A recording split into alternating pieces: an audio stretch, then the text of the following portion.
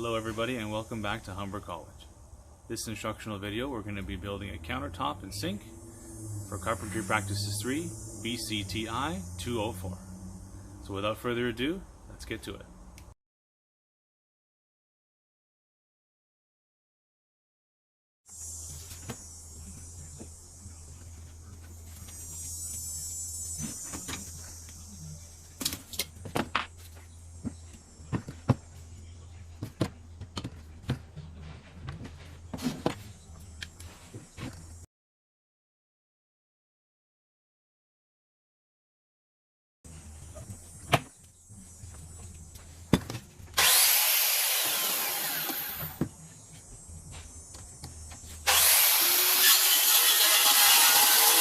Hold it right there. You're about to witness me making a nice, clean, straight cut, but you may have a question. What is the distance of your measurement from the saw to my cut? Because this is something we need to take into account for. Last semester, we made sure that when we did our power tools course, we accommodated for the setback between the blade and the saw. My saw happens to be unplugged, so I'm going to give you guys a close-up here. It's important to always know ahead of time what the distance is between the edge of your blade and the side that you're going to be running against. In this particular example, we're going to be running against my level. So if my setback is 1.5 inches and the part that I'm trying to keep is on this side, well, I need to deduct 1.5 inches so that when I complete my rip, that 1.5 inches is accounted for and I end up with 24 inches, which is what we're trying to achieve here.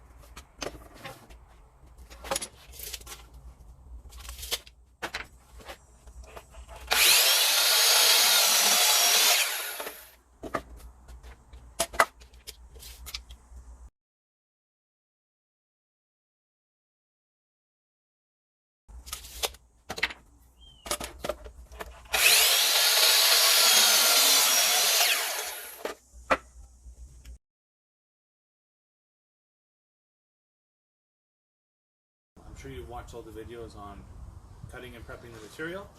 I've got my list of materials here. I've got my fasteners here. Now I'm ready to start building. So off we go.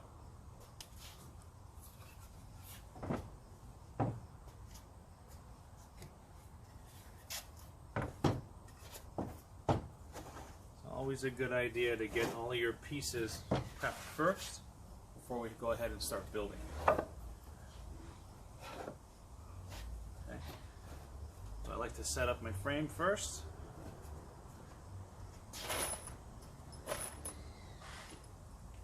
Get a couple of screws ready.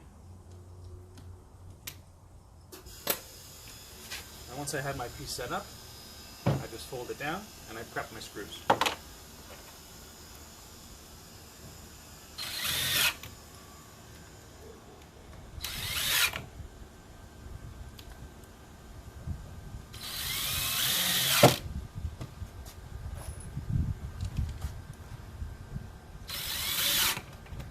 Screws are prepped, we're going to secure it.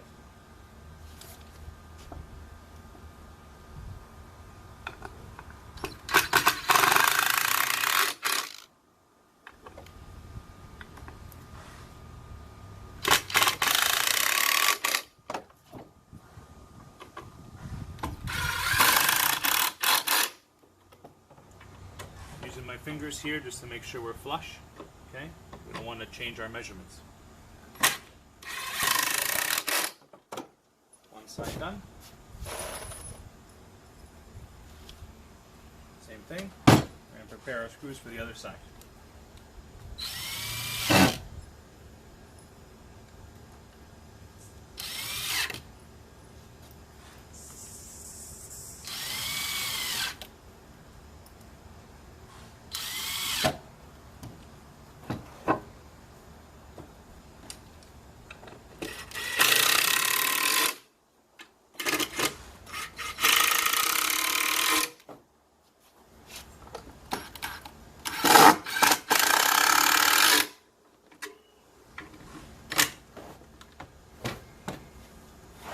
You know, I got a bit of a bow here. I'm flat on this side, but I've got a bow on this side. So you could try to force it, but if you got some big clamps around, you can clamp the top, squeeze it in, and then put your screw back. So for this time, I'm going to back off my screws. Just try and get it as close as possible.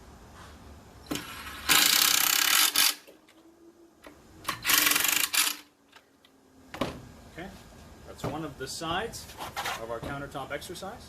Now I'm going to put the sheathing on.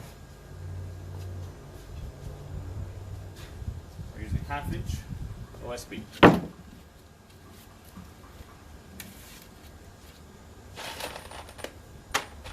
To secure the sheathing, I've got 1 1/4 inch screws.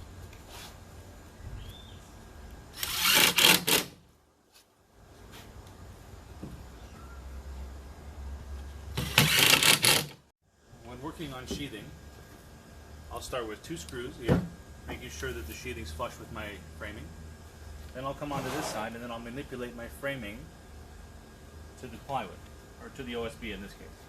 So I'm going to push it until I'm flush on 2 sides, and that's going to keep me square. Okay, so I'm going to get a screw and get it started.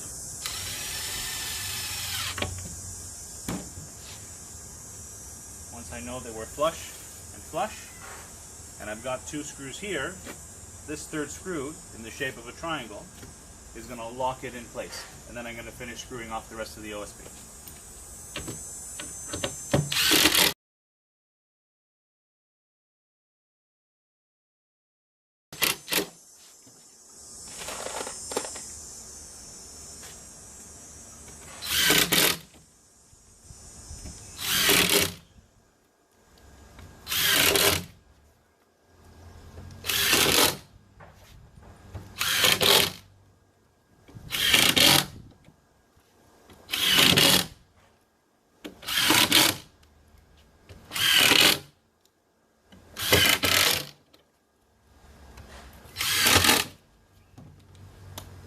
That's one side.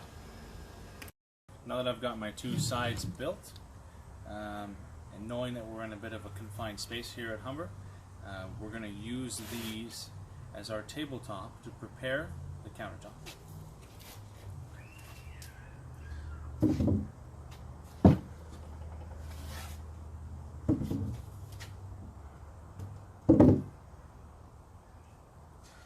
Get my plywood that was been pre-cut, place it on top. Now I'm going to build this backwards so you guys can see it. Got my two sides, and we've got the rear backsplash.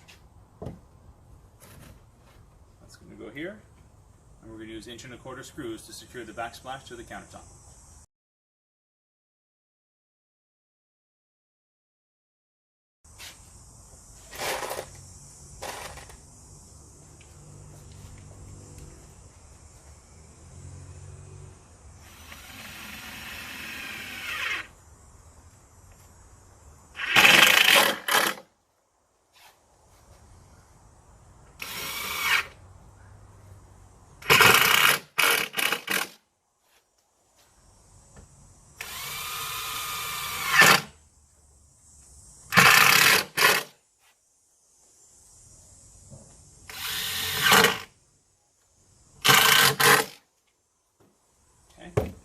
Now that I've got the back part done, we're going to work on the sides.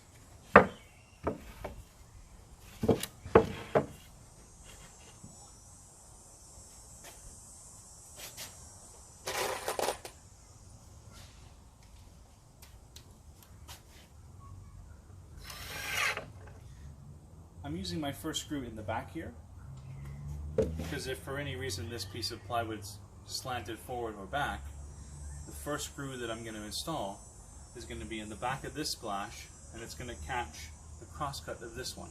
So it's going to pull it in, keep it nice and snug, make sure that it's square, and then I'll screw it from the bottom after I get my first screw into the back.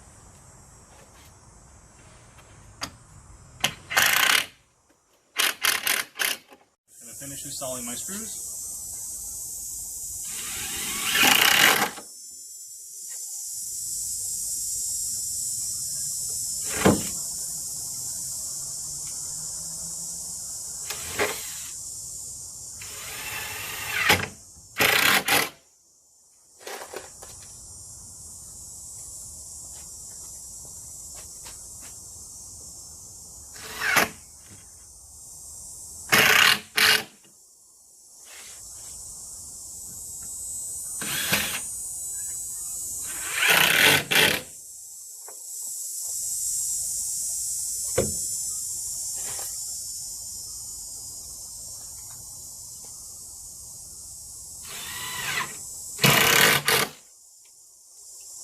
Now our countertop is done.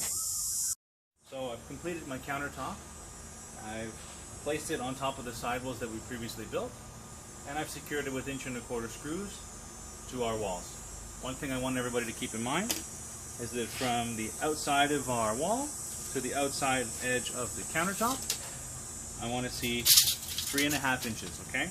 You're going to get marked on that. So let's make sure we got 3.5 inches on both sides to the edge of the countertop. Once that's done and you've secured it to the walls, we can get ready for our sink installation. I'm not editing that. Now, when you buy a sink, it typically comes with a sink template, which is a cardboard cutout of what the carpenter needs to cut out in the countertop itself. So I happen to have a sink template right here for our sink. Now the sink that we've purchased today is 14 inches by 23, and our sink template is going to be 1/2 inch smaller all the way around. 1/2 inch smaller all the way around. So this sink template, being 1/2 inch smaller all the way around, is going to be 13 by 22.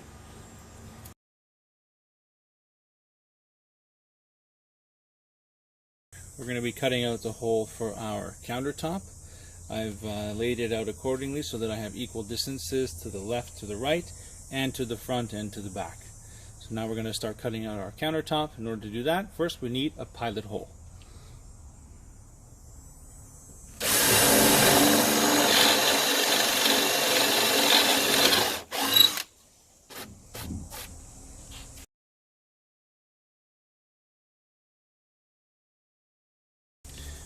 Keep your pilot hole close to the edge so that it's easy to insert your jigsaw blade.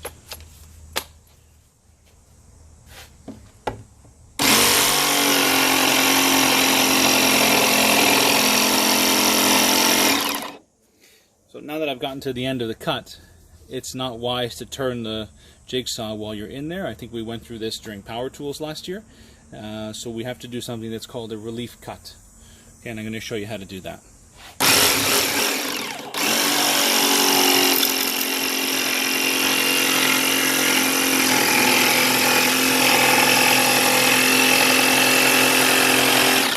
Okay, now that I've gone and made an arc from one to the side to the other, I'm going to lift out my jigsaw.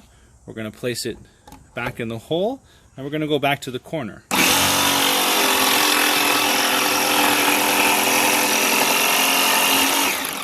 Okay, so what we've done is through our pilot hole, we've gone down this path onto the straight line, which we're going to continue later, but what we do is we double back, and we come into this corner to knock out this piece to get our square edge. Now it's just a matter of cutting around the rest of the countertop and making 3 more relief cuts.